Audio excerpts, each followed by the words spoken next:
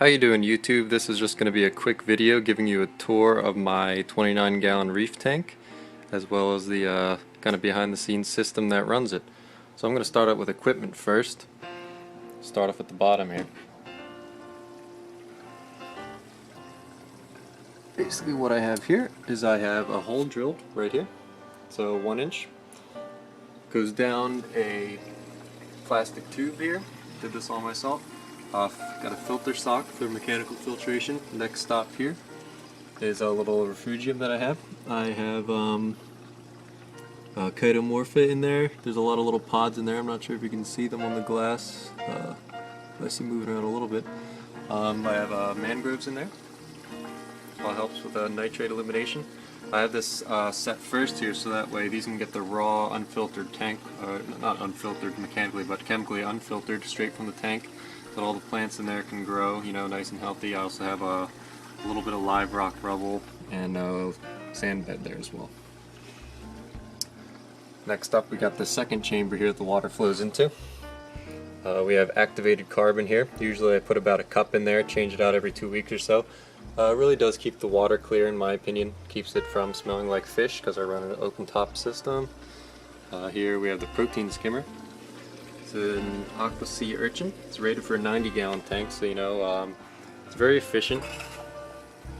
As you can see, it only pulls really nasty junk. You know, don't have to empty it too often. And I got a little bubble trap right here. Water goes down, back up, keeps bubbles from going into the return pump. You got my little piece of tape there to see where my water line is generally at. There's the return pump there. I think it pushes 380 gallons per hour, something like that. It's a zero head though, so I'm sure it's a lot less by the time it gets to the top. Then I have my auto top off system there. There's a little DIY kit that I bought. So basically it replenishes with fresh water from this bucket here. The little aqua lifter pump, nothing special.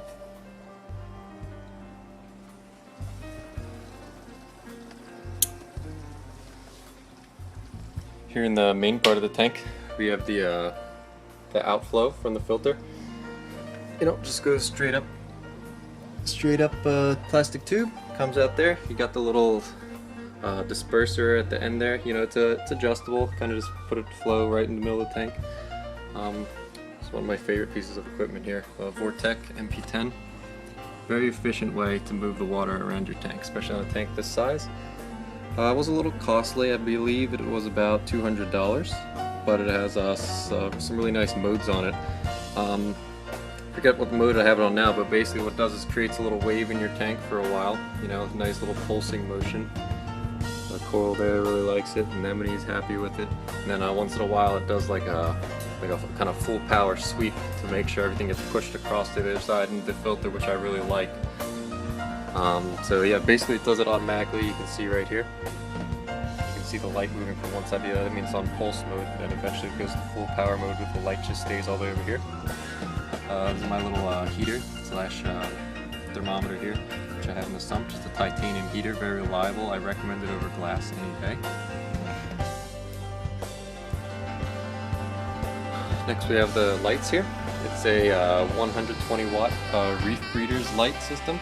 It is full spectrum. I could try to give you a shot of underneath. I'm not sure how clear it will be because it's so damn bright.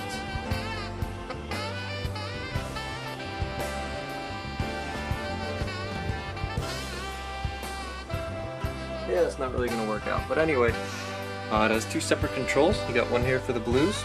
So just for example, if I turn the blue all the way up, you'll see the tank will get much bluer. And if I turn the white all the way down, get a very blue color, very you know, acidic color. Usually I like to run the whites a little bit higher just so it's like a more of a natural daylight kind of look to it. I actually have it on a timer so that the blues come on an hour and a half before the whites, and they both stay on all day. And then at the end of the day, the whites turn off while the blues stay on for another 1.5 hours. It's a very nice system. My fish seem to like it. My anemone's been growing like crazy, you know. Alright, next up, let's talk about the kind of livestock I got in there. First of all, I have about 30 pounds of live rock. Besides that, I recently added 30 pounds of just base rock. I believe it's Florida. It's from what's the name of that site? Oh yeah, reefcleaners.org. Very good rock, very porous.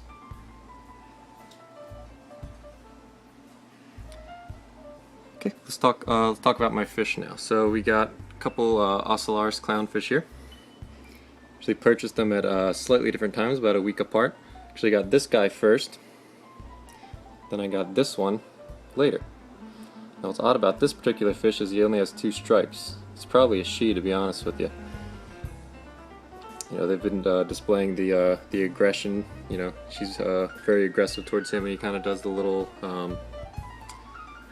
shimmy, the little submissive shimmy once in a while. Says, "Okay, you're the boss." And they both host in there. Generally, she spends the most time there and doesn't let him get too close, except at night. While we're in the area there, that's a rose bubble tip anemone. Alright, this is I believe it's a Fiji blue devil damsel with a yellow belly. He's a little bit camera shy, I guess. I have 3 of those in here. I was very careful to add those last, as they can be very aggressive and territorial. It kind of worked out though, because the clownfish are very protective of their little anemone there, so the damsels don't mess with them. And then, get them to come out. I have a flame angelfish swimming around somewhere. Oh, there she is.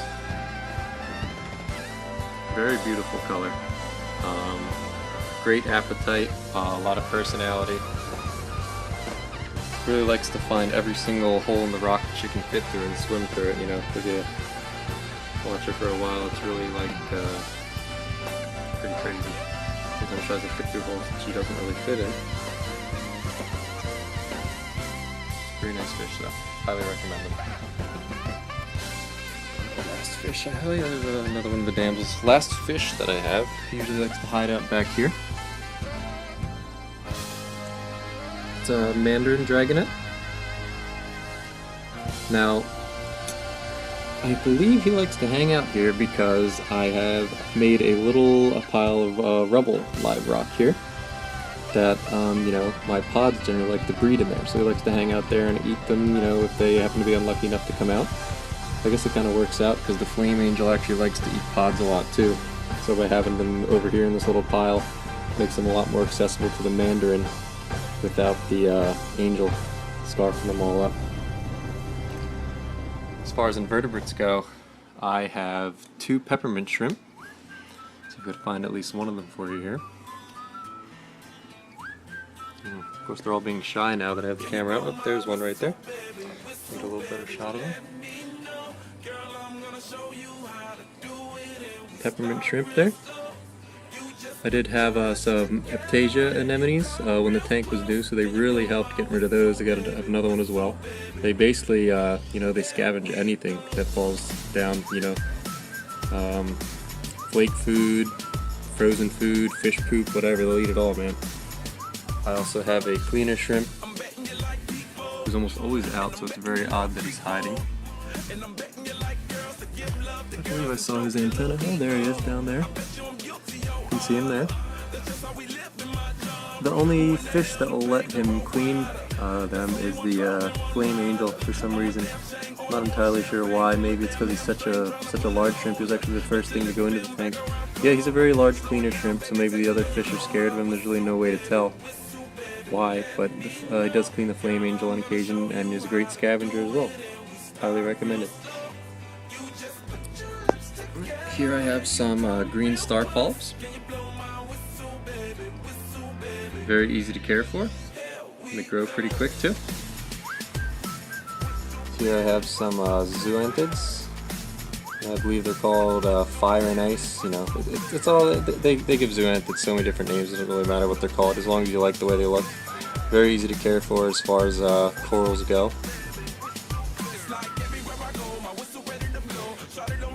Here's actually some more zoanthids that are closed up currently because I just moved them to a new spot. Felt like they needed more light. They're very bright green. Up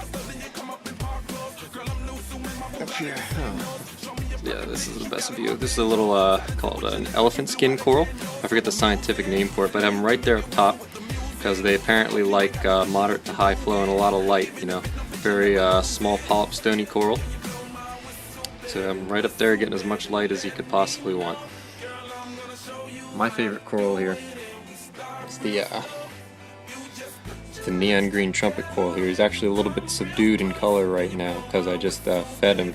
Tend to get a little darker after feeding, but you see all his feeder tentacles are right back out, so obviously he's not too stuffed. Last two guys I'll show you. We got a couple of feather dusters that have been there just as long as the shrimp have. Probably the the first non-mobile invertebrates up in the tank. We have one here, Hawaiian feather dusters, and one over here. Besides that, we have way too many snails to count, and there's one hermit crab in there somewhere.